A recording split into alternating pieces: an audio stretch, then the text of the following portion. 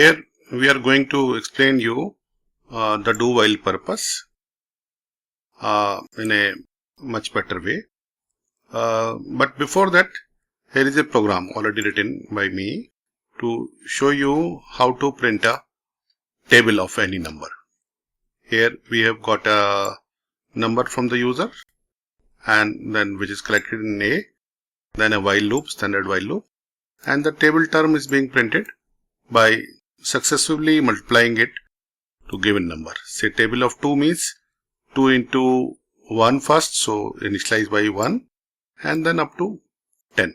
So that's way if I run this program simply, I'll get, suppose I enter 2, 2, 4, 6, 8, 10, 12, 14, 16, 18, 20. Just see that after a number, after this term is printed, we have given this literal as /t, which means a tab character. This is the way literal escape sequences can be given. You must have earlier seen /n is given for end of the line, for which mostly we are now using &l. But for /t, it gives you tab character and tab character within the same line. And obviously this is incrementing the loop so that it keeps on working, and when it reaches 10 it comes out. And this is just a line after whole thing is printed. Now my objective is to explain you, suppose we want to keep doing it multiple times, okay, until user actually decides not to do it further. So here the use of do while can be done. Just see, I will put this entire section into do while loop. So I'll create a do loop here just with curly braces, and this section I'm assuming that is a block of code which goes inside my do loop, do while, and at the end of it is I am giving a while condition. So at the while condition, when I am giving this while condition, I have to use this curly braces and the condition I will put here. Now at the end of the loop I want to check actually that if I want to try another time, want to try again y comma n, this question I'll ask from the user. Okay, so that if he presses y, so that means presses y means some variable. I have to collect some variable from the user, so it will be cin, that the variable name would be yn. So I have to declare that variable, say it is a character, so I declare it as a character yn here.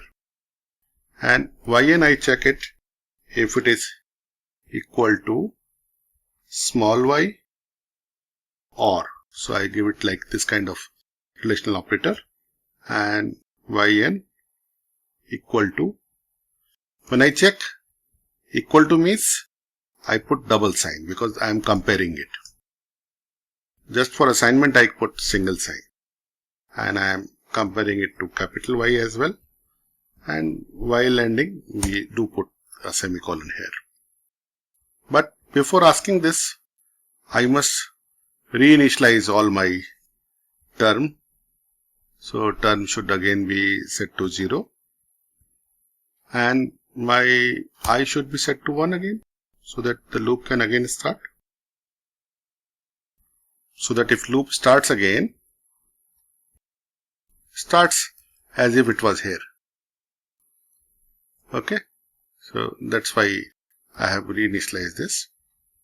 Now